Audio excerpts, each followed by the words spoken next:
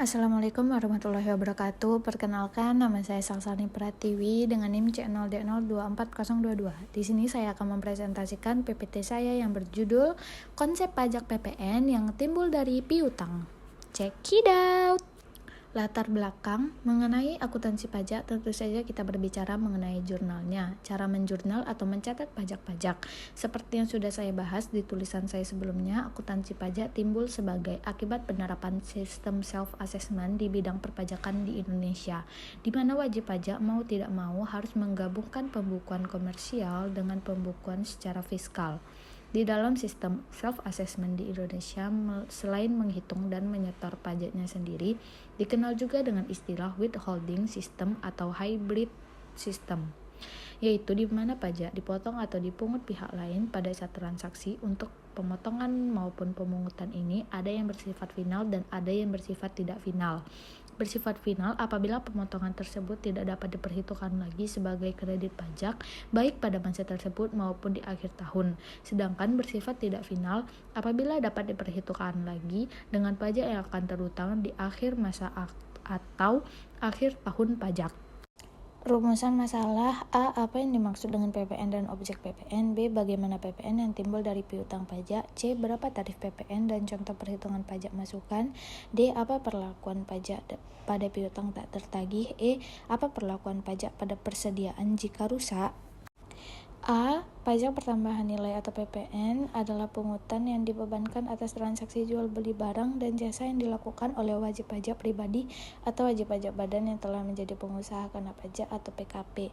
Jadi, yang berkewajiban memungut, menyetor dan melaporkan PPN adalah para pedagang atau penjual. Namun, pihak yang berkewajiban membayar PPN adalah konsumen akhir. PPN atau pajak pertambahan nilai dikenakan dan disetorkan oleh pengusaha atau perusahaan yang telah dikukuhkan sebagai pengusaha kena pajak atau PKP. Namun beban PPN tersebut ditanggung oleh konsumen akhir. Sejak 1 Juli 2016, PKP se-Indonesia wajib membuat faktur pajak elektronik atau e-faktur untuk menghindari penerbitan faktur pajak fiktif untuk pengenaan PPN kepada lawan transaksinya. Yang dikenakan pajak pertambahan nilai atau biasa disebut dengan objek PPN adalah penyerahan barang kena pajak dan impor. B. Piutang pajak atau bisa disebut juga uang muka pajak merupakan pajak-pajak yang dipotong atau dipungut pihak lain atau yang dibayar sendiri oleh perusahaan yang dapat diperhitungkan dengan pajak yang terutang pada saat pengisian SPT tahunan. Pajak untuk jenis ini salah satunya adalah pajak pertambahan nilai masukan atau PPN masukan. PPN yang dibayar ketika membeli barang atau jasa ini adalah disebut sebagai pajak masukan, biasa disingkat PM atau VAT-in.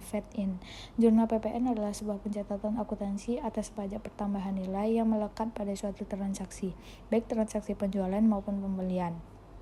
Sebaliknya, jika BKP melakukan transaksi pembelian atau menerima BKP atau JKP, maka BKP tersebut akan dikenakan pajak masukan.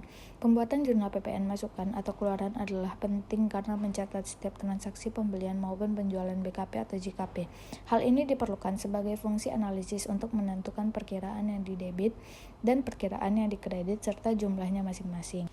C. Sesuai dengan amanat Undang-Undang Nomor 7 Tahun 2021 tentang Harmonisasi Peraturan Perpajakan atau UHP, tarif PPN naik menjadi 12% berlaku 1 Januari 2025, berlaku untuk seluruh barang kena pajak atau BKP dan jasa kena pajak JKP yang tergolong barang mewah. Namun, sebenarnya nilai PPN bagi BKP dan JKP yang tidak tergolong barang mewah tidak naik, karena dasar pengenaan pajak atau DPP yang dikenakan adalah 11 atau 12 dari harga jual.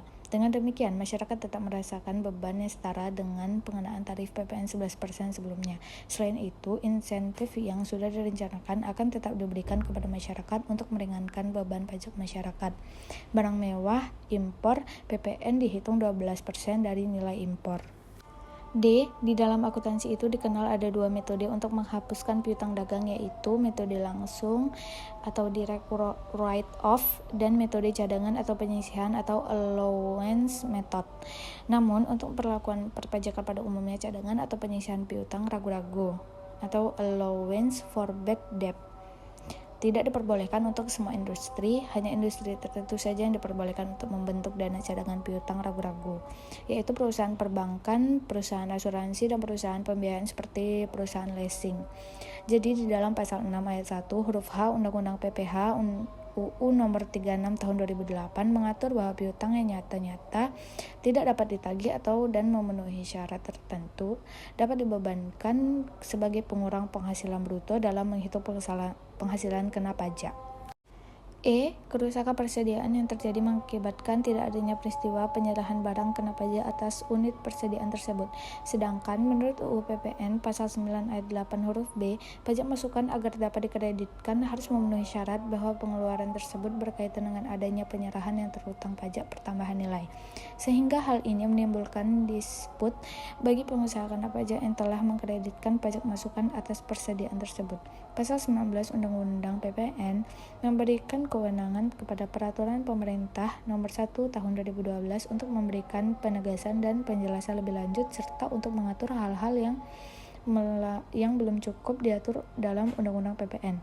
Melalui PP Nomor 1 Tahun 2012 pada 12 ayat 2 atas barang kena pajak yang musnah atau rusak sehingga tidak dapat digunakan lagi, baik karena di luar kekuasaan pengusaha kena pajak atau keadaan kahar, tidak mengakibatkan dilakukan penyesuaian pajak pertambahan